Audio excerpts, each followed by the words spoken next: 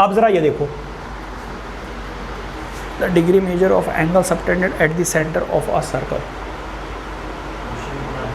पूरा नहीं है ना, कट हो गया ना क्वेश्चन, तो गड़बड़ हो गई यार। क्या है बेटा क्वेश्चन, ज़रा बताना। ऑफ रेडियस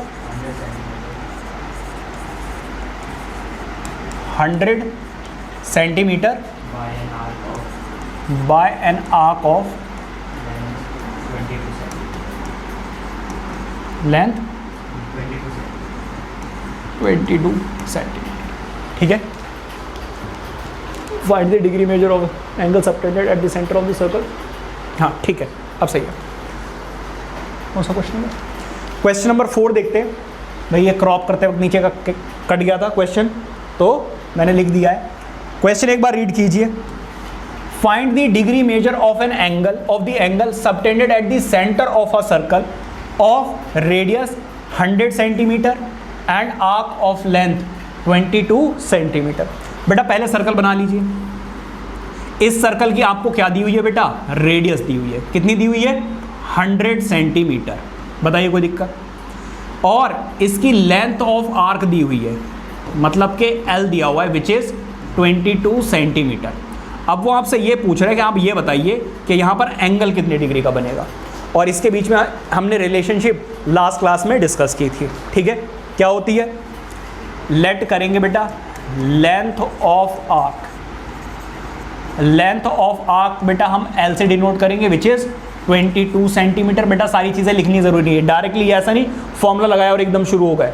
ठीक है, दूसरा radius of circle. Radius of circle बेटा कितनी दी हुई है? 100 सेंटीमीटर। ठीक है, अब हमें क्या मानना है बेटा? Angle formed at the centre. Centre पे बेटा एंगल जो फॉर्म हुआ है उसको मैं मान लेता हूं क्या? थीटा। बताइए कोई दिक्कत? और बेटा ये जो एंगल आएगा वो वैसे ही किस में आएगा? रेडियन में आएगा। मैंने आपको बताया था लास्ट क्लास में, यहाँ पर जो थीटा होगा वो किस में होगा? रेडियन में होगा। हमें इनके बीच में एक रिलेशनशिप पता है, क्या? Theta is equals to L over R। पढ़ा था हमने। तो theta is equals to L। L कितना दिया हुआ बेटा? 22। और ये किस में दिया हुआ है? 100। कैंसिल आउट हो जाएगा, ऊपर आ जाएगा 11, नीचे कितना आ जाएगा बेटा? 50। यहाँ पर बेटा जो एंगल आया है 11 ओवर 50 वो किस में आया है? रेडियन में। और हमें अच्छे से किस में समझ में आता है? डिग्री में।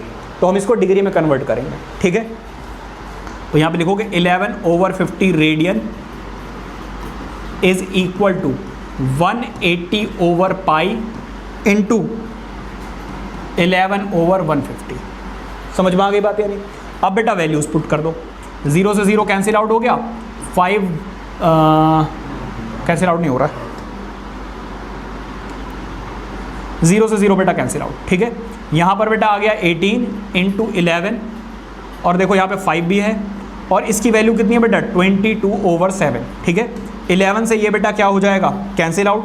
2 से ये भी कैंसिल आउट और 9 इंटू 7 चला जाएगा ऊपर और नीचे क्या बचेगा बेटा? सिर्फ 5। ये जो एंगल है वो किस में है? डिग्री में है। ठीक है, कुछ सही है ना सब कुछ? 9 7 सा बेटा कितना होता है? 63। ये है बेटा किस में? डिग्री में। अब फिर से बेटा फ्रैक्शन में आ गया। फ्रैक्शन को बेटा कन्वर्ट करने के लिए हम क्या करते हैं? डिवाइड कर लीजिए। 63 5 5 1 ज़ा 5, सब्ट्रैक्ट करोगे क्या आ जाएगा? 1, फिर 3, फिर 5 2 ज़ा कितना आ जाता है? 10। कितना आ जाएगा बेटा? 3।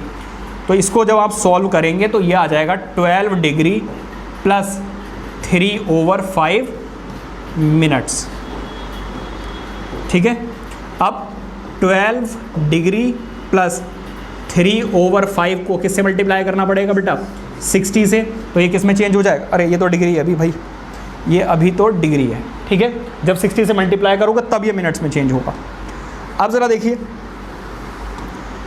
5 1 ज़ा एंड 5 2 ज़ा, 12 3 ज़ा कितना होता है बेटा?